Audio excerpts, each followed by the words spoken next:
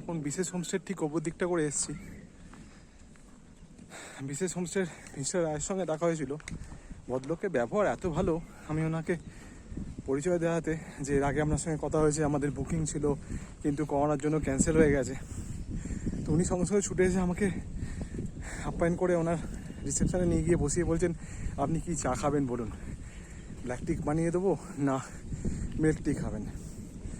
পাহাড়ে ঘুরতে আসলে এটাই খুব মজার যে এনাদের আপ্যায়ন এত ভালো হয়, তো এখান থেকে ছেড়ে যেতে ইচ্ছা করে না। খুব ভালো লাগে এখান থেকে দেখতে, এই এদের ব্যবহার এত ভালো, এখানে থেকে যেতে ইচ্ছা করে, মনে হয় যেন সারা জীবন এখানেই থেকে যাই। তো এনাদের ওপরে একটা রক গার্ডেন মতন আছে, আমি সেখানে যাচ্ছি, দেখা যাক কি আছে। আপনারাও চলুন আমার সাথে।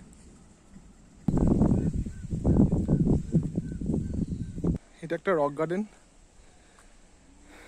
তো এই সামনে দেখতে পাওয়া যাচ্ছে বিশেষ হোমস্টের প্রপার্টি পুরো এই জায়গায়। আমাদের একবার বুকিং হয়েছিল, এইখানেই দিয়েছিল যে একদম ওপরে এসে আমাদের গাড়ি নামিয়ে দেবে, যে গাড়িটা গেল নামিয়ে দিয়ে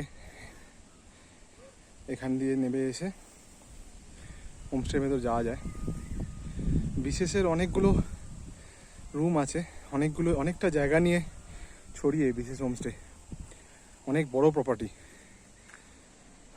ওয়েদার খারাপ হয়ে আসছে, ওয়েদারের কন্ডিশন একদম ভালো নয়।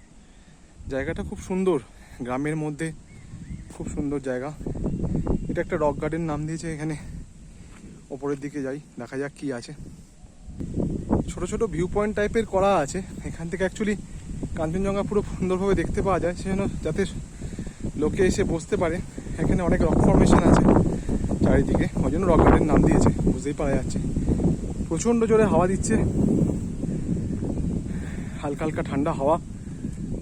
এই হাওয়া যদি আমাদের কলকাতায় পাওয়া যেত কত ভালো হতো। এখানে ছোট্ট মতন একটা ব্রিজের মতন করা আছে এই দিক থেকে ওদিকে যাওয়ার জন্য, চলুন যাওয়া যাক। জায়গাটি বেশ ভালো জায়গা, খুব সুন্দর। এরকম পাহাড়ের ওপরে জায়গাগুলো বাঁধিয়ে খুব সুন্দর করে দিয়েছে যাতে লোকে এসে একটু সময় কাটাতে পারে।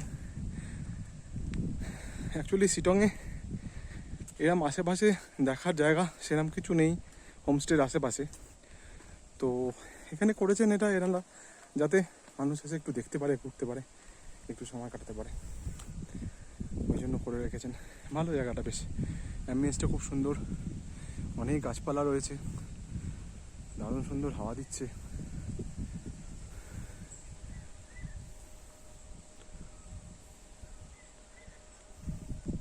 এখান থেকে সুন্দরভাবে কাঞ্চনজঙ্ঘা দেখতে পাওয়া যায়।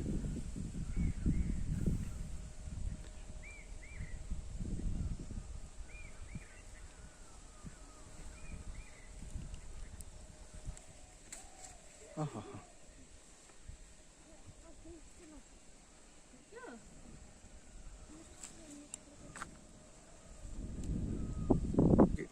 ওপর থেকে বিশেষ হোমস্টের প্রপার্টি দেখতে পাওয়া যাচ্ছে রক গার্ডেন থেকে। এখানে সব মানুষজনদের বাড়িও রয়েছে, কয়েকজন নিচে গিয়েছিলেন, ওনারা ওপরে উঠলেন এখন।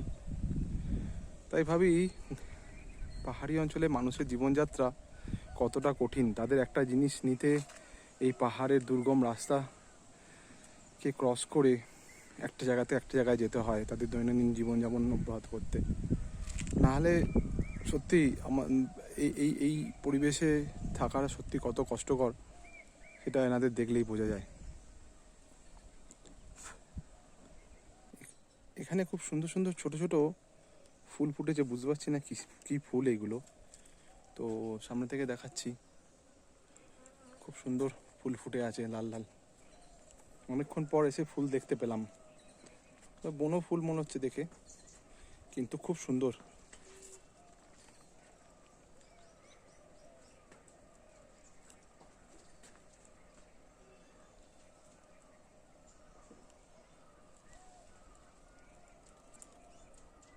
পাহাড়ের মধ্যে গোলাপ ফুল ফুটে আছে নিজে থেকেই, দারুণ সুন্দর কালার, লাল টকটক করছে।